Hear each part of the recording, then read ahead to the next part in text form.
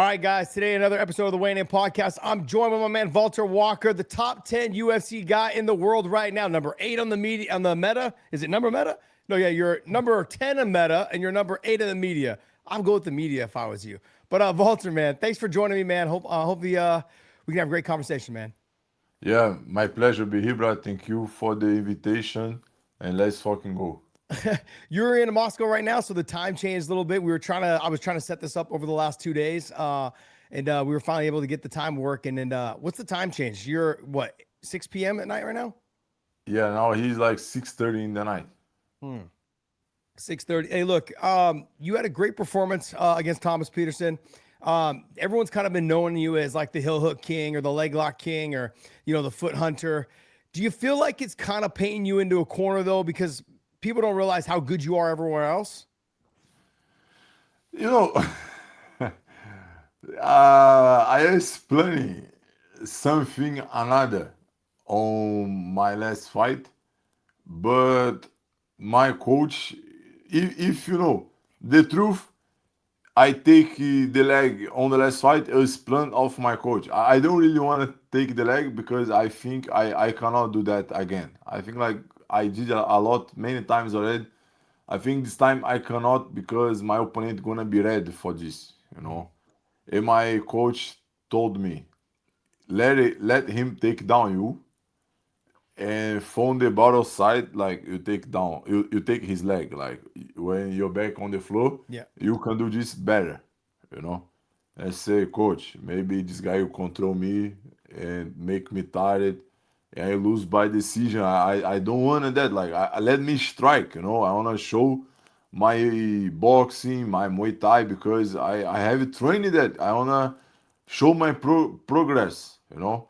And say, listen, you can knock out this guy like flying. You don't wanna take bonus. You're gonna take bonus only if you make this position like what like he know what I can in the gym, no, because he watch my sparring sections, and he know what I can, and he say try this what you working. I think when he defends, you can try this variation. I think this is gonna give you the bonus. And I need to say thank you, my coach, because this is his plan, you know. Like it's not Do really as my plan. Do you feel like though it's kind of painting you into a corner though, as if like everyone's now going to be expecting you to chase the leg locks, and as that starts to happen, most of these guys will start basically just kind of running from you, and staying away. It's going to make it more difficult. You don't want to be painted as a one trick pony. But you know, in my gym, you know, my sparring partners, my friends in the gym, they know my technique. Yeah, they know what they can, what they cannot. Like they know I gonna shoot to the leg, I gonna shoot to the foot. They defense, and I do variation, and this variation work. You know, I don't think my opponents they defense better than my sparring partners. You know, because I don't know a lot heavyweights who make leg locks, who Yeah. able to do leg locks, and I don't know a lot heavyweights what able to defense leg locks. Yeah, it's been kind of a No? dying art, right? Submissions in general have been kind of a dying art. Like outside of the rear naked, the Darce and Yeah. the Darce and anacondas, everything else is pretty much like I think the last time a triangle has been hit, there's been one triangle hit in the UFC in like the last 10 years. Yeah. So submissions are kind of falling now by the side unless it's some sort of rear naked choke or guillotine or Darce. Outside of that, they're pretty much Because non-existent. yeah, but look, if you my opponent, yeah, like you know you're gonna fight me after 2 months, example, yeah. You know, okay, I'll fight Valde I after hope two I never months. have to try to fight you because you're too big. Yeah, no, no. Example. Like, okay, we're gonna fight after 2 months. And what your plan? Like, you need defense leg locks. You need to be ready for that, of Yeah. course. Yeah. But okay, how you gonna train that? Who will come help you for this? Because I don't know, have a lot of guys around there Yeah. able to attack leg locks how I do and have variation how Yeah. I have, you know? And I would think just call this, Gordon Ryan, Nicky Ryan. I'd call like all of them and be like, "Hey, I need you to live with me at my house while we get ready for this fight." That's all I would do. yeah, yeah. I agree with you, but if you know are a big name, I think they don't gonna come help you, and you need to pay them. Yeah, Yes. Yeah. and more. You need to think about you are a heavyweight too. You don't have the flexibility No. for defense. Saturday mornings used to mean coffee and sidelines. Now it's game time for all of us. We're running drills, chasing goals, and yeah, trying to keep up with each other. Soccer, lacrosse, doesn't matter. What matters is we're doing it together. But here's the thing I didn't expect. Training with your kids, it hits different. You sweat more, you push harder. If you're not careful, you could burn yourself out. That's why I started bringing Element. No sugar, no junk, just electrolytes. Sodium, potassium, magnesium, so you can stay sharp, stay moving, and stay in the game. Because when your kids look over and say, "Come on, Dad, keep up," you don't want to sit this one out. You want to be right there with them. Hydration isn't just about performance. It's about showing up. For them, for yourself, for moments like this. Element. Stay salty. The leg locks. That's the other thing. Heavyweights don't scramble as well out of those positions, right? And the way that you're Exactly. able to, like, you showed your diversity, at least from my eyes, I come from the grappling background. The leg locks were real prominent when I was coming up, right? The early Frank Shamrock, Ken Shamrock days. So we were hitting heel hooks and leg locks and knee bars all the time in our fights coming up. This was years and years. This was back in like 98, 99, 2000. I don't even know if you were born yet. So, but There's during no that, fun, yeah. but during that time though, there was a lot of attacks, and then they went away for a while. Because you remember Frank Mir and Ian Freeman. Yes, Mir, yes. he went for that. He hit the leg lock on Ian Freeman, and he held on to it too long, and then everyone got away from it after the Frank Mir situation. People stopped trying to chase leg locks, and I know there was other fighters that used it before, but heavyweights just don't have a tendency to scramble out of those positions as well. And so I feel like you've really found kind of a loophole in this, in chasing the submission in the heel hook game. Yeah. And I agree with you. Like it's hard. Like, and when I take your leg, you need to have like, it's kind of scary too because you don't have a long time to defense. Like you have like No. something like 2 seconds. Yeah. Well, leg locks, Because it's either on or it's not. Like I'm okay, and then all of a sudden it's too late. yeah, I in 3 seconds I can block your leg. Like Yeah. it's like I don't need too much time. And if you don't think fast, you don't have a fast reaction. I gonna block your leg because I don't do these chokes for you tap. Yeah. I really go for broke. This was a little I stat. This was a stat that I pulled up though. In your last 5 fights, you spent 10 minutes inside the cage. In your last 4 fights, you've spent 5 minutes inside the cage. I mean, these fights are ending fast. Do you feel like because some fighters they'll say, hey, I want to get in there and get some rounds in. I want to get in there and get the experience. I mean, yeah, outside of I your own very it too. first, yeah, I outside own of I your own first it too. fight. Yeah, I own it too, bro. I think about that. I think about that. But I believe one day some guy gonna defense the leg lock. Mhm. And this day we're gonna strike, we're gonna wrestle, and this day I'll spend time inside the cage. But this day was not last week. you know. This was But not I the way. believe I'm ready for one day this happens. Like it Yeah. don't wanna be nothing new for me. I'm preparing for this day. The day when I attack this guy leg, he defends, and I cannot do nothing. I need to stand up and need to strike for him, or I need the rest for him. I'm ready for this day. I'm preparing for this. You and I were talking a little bit off camera before this, and we were talking about how important it is for your comfort of life right now. You're in Moscow, you live in Moscow, you got a beautiful wife, you got, your family's, you're there all the time. They're pushing you to become the best. They want you to be in the gym training all the time. Your coaches are working with you. They're giving you opportunities to teach and train. Like, how much does that mean to you to see that so many people are invested into your progress in life?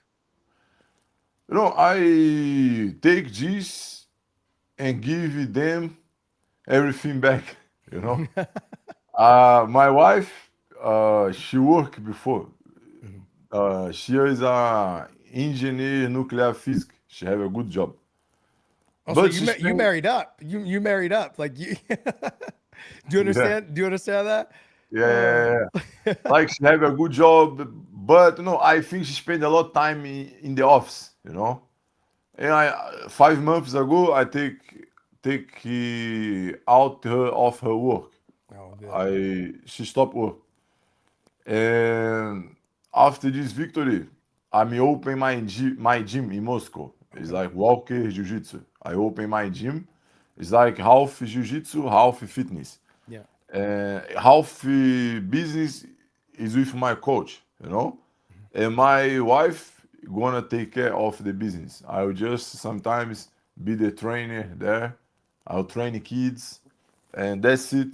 I focus on my career. I'll train maybe 1 hour, 1 hour and a half in the day, kids, and that's it. I focus on myself. I focus on my career because my career for me is number one. The business is for my wife and for my coach, and I think all the things what they doing for me, I try be the best for them. Well, it's obviously paid off because you put together a pretty good win streak here. You got 5 wins, all within 10 minutes. You literally spent 5 minutes inside the cage in your last 4 fights. In this position, do you feel like the UFC has rewarded you appropriately? I mean, you are a heavyweight which most people consider the heavyweight division to be kind of one of the weakest divisions right now. You've made your way up though pretty fast.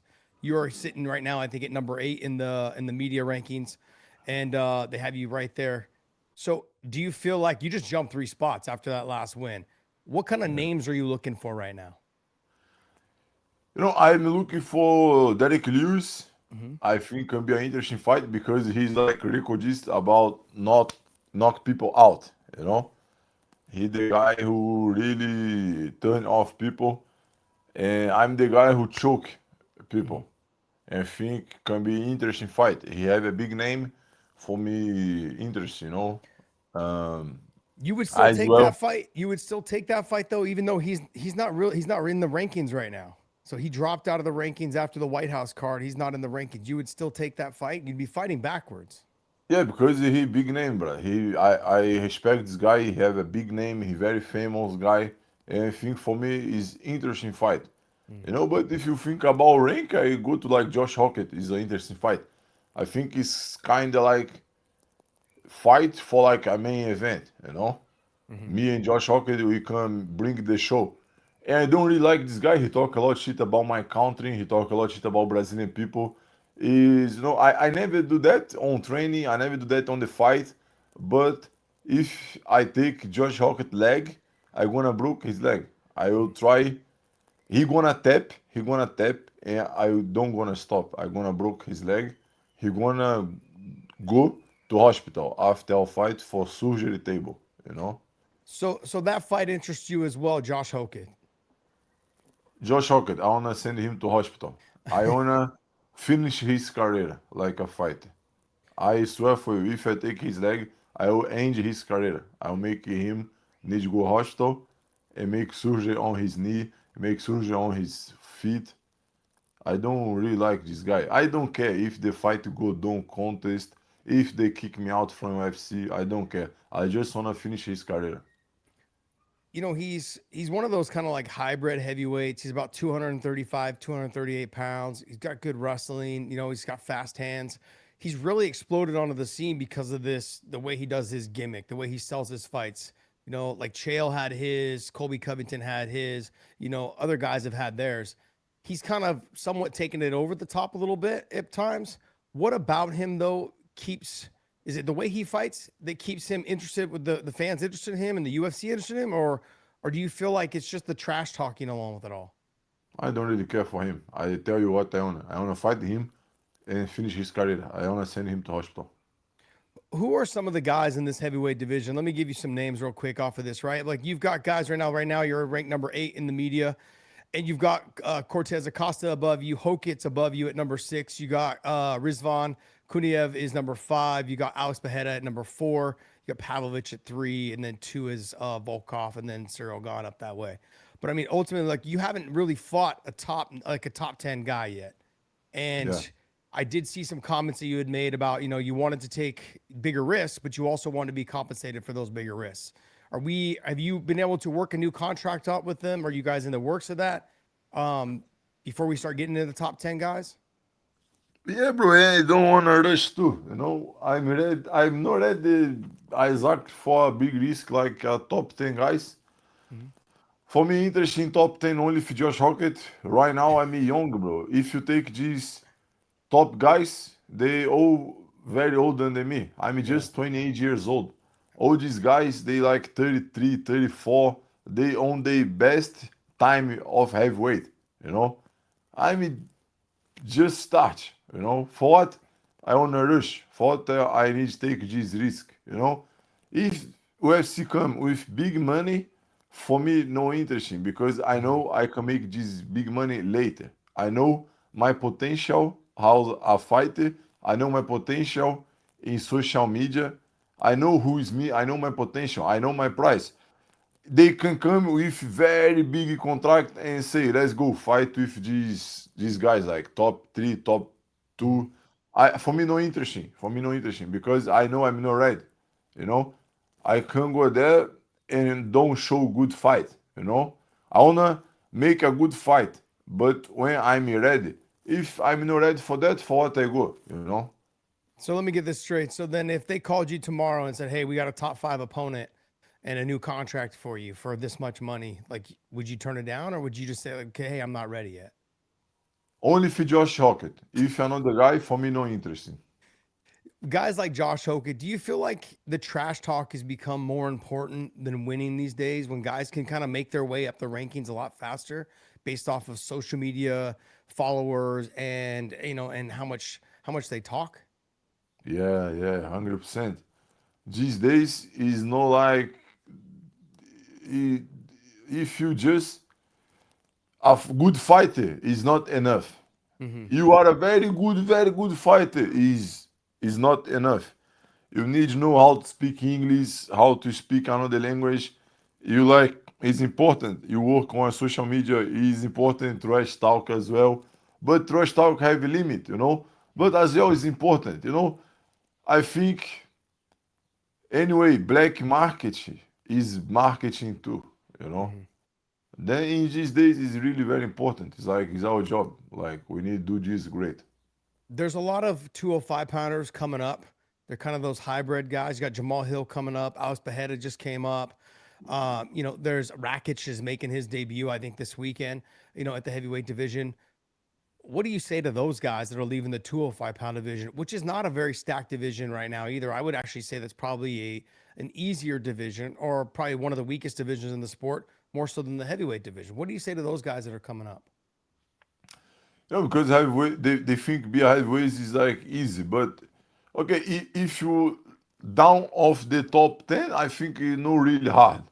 But for you be a top 10 heavyweight fighter, you need to work many years and working hard. Because if you take today top 10 heavyweight guys, it's like hard. It's not easy. Like everybody there, they can do something special. Everybody there have something like unique, like unique. Like only this guy can do that. Like Yeah. I think that's the point. If like heavyweight in the top 10 is hard work, and these guys think it's easy. Like they career is like over. Like they lose 3 4 fights and they don't see the way. They start try find a new way, and they go to the heavyweight, think this like new chance in their life. I understand them, but it's not for a long time. When you take, let's go back a little bit and talk about the White House card. Is obviously with Alice Beheaded making his debut at heavyweight. That seems like a fight that would truly interest you the most, given that he's mainly stand up. Not a lot of ground defense, heavy handed, good striker, obviously a huge name. That being said, he fought someone like Cyril Gahn, who doesn't have a whole lot of wrestling either, which probably fall tailor made into what you do very well. Do either one of those fights interest you? Not right now. Not right now. In after some time, of course, yes, but not right now. Not right now. It's not interesting. Like I tell you, Brad, for you make a diamond, you need time, you need pressure. It's not something what you can make really fast. And I wanna be a diamond fighter. I wanna be something special in this business. And for that, I need time. I need to be on my prime. I need to be ready for this. You know? I'm assuming you watched that fight like everyone else did. Did you watch the Cyril Gahn and Alex Pereira fight? Yeah, Yeah. I In, watch. in that fight, what was your takeaway from that? Were you a did you think that Alex was kind of looking for a way out, or do you think those were illegal blows? Bro, the fight was great heavyweight fight. I don't think enough that blow up. Like Cyril Gane is like the real champion. He show his level. He have very good level, very good skills, and that's it. People talk about punch the back of the head, the back of the head, and I don't think this is the reason of the lose. I don't think so. I think the reason of the loser is I see Sergen really more fast, really more explosive, and really more strong. You know, this is like what a heavyweight champion needs to look like. You know, and I think Sergen is the real champion now. And I want 100% watch the fight him and Tom Aspinall. You know, I think this time he gonna smash Tom Aspinall. When you let's talk about Gable Steveson. He's obviously new in the heavyweight division, into the UFC. He's very young though, 4-0. What was your takeaway from his performance? Before That his good, that debut, good, huh? That good, that good. before his debut, everybody think he is like a monster. Like, oh, this guy wrestling champion, he gonna come here, take this guy for nothing. But after his debut, I don't really think he's a monster like people talk. You know, Yeah, um, he have a lot to learn. He's still young. I think one day he can become a champion, but one day, like not yeah, today. He have a lot to work, a lot to improve. That's it. His debut show everything. Like this is the problem about you fight like almost 3 rounds. mhm, Because people watch you, people read you, people understand your level. You know, right now I think nobody know what I can do. You know, yeah.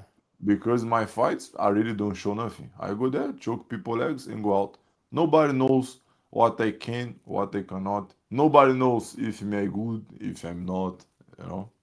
Yeah, you guys, you're a little bit older than him, but you guys are kind of on the same path. I know you're obviously ranked a lot higher than him. He's just getting into the UFC, but age-wise, I could see you guys peaking around the same time at say 30, 31, and we could potentially see the fight down the road if he can continue to learn and get better.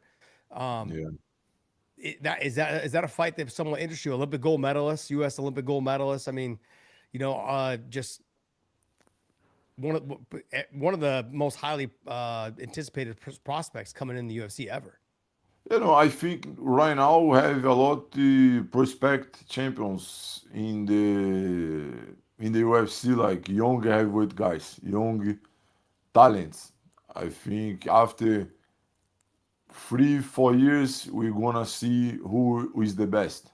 You know, right now we have many prospects. Like we need to keep waiting and keep looking because everybody very young now, but in 3, 4 years, we are all in the prime, and let's see who is the best.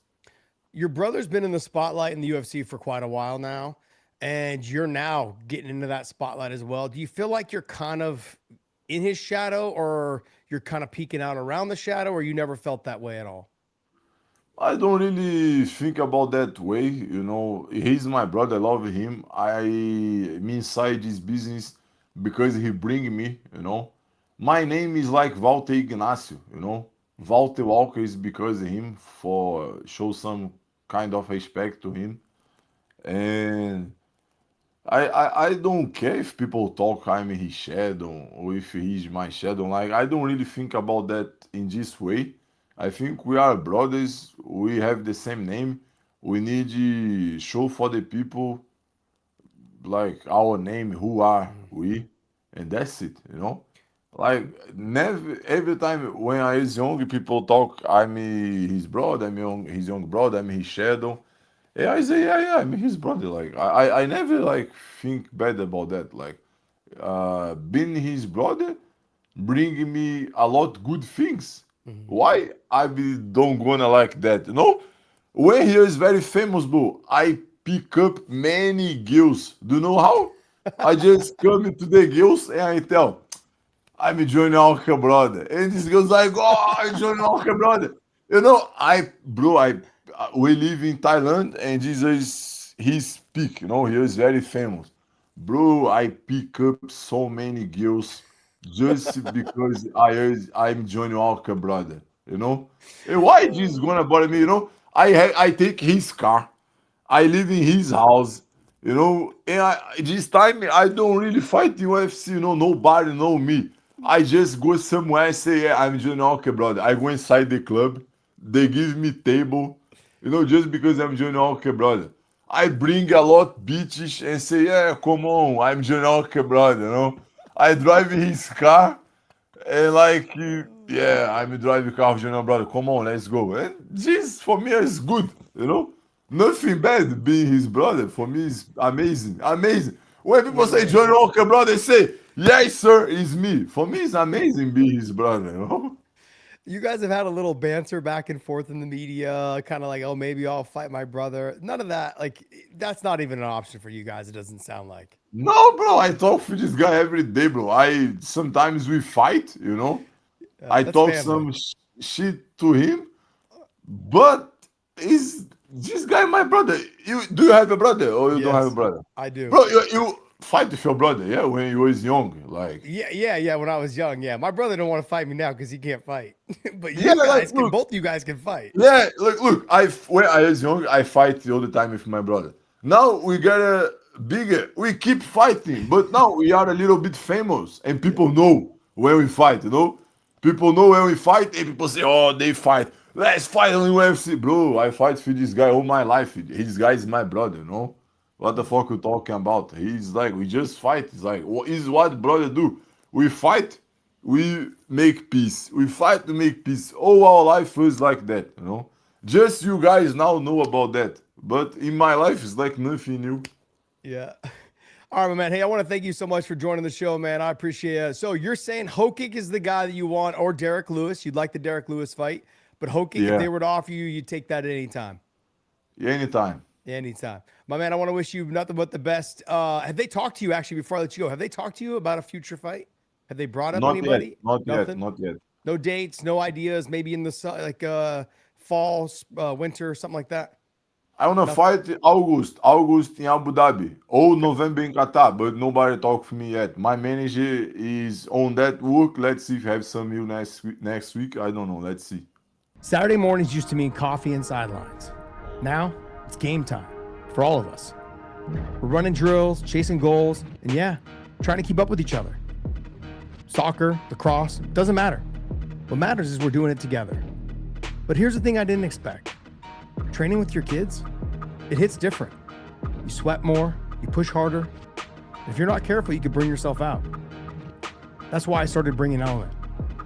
No sugar, no junk, just electrolytes. Sodium, potassium, magnesium, so you can stay sharp, stay moving, and stay in the game. Because when your kids look over and say, come on, Dad, keep up, you don't want to sit this one out. You want to be right there with them. Hydration isn't just about performance. It's about showing up. For them, for yourself, for moments like this. Element.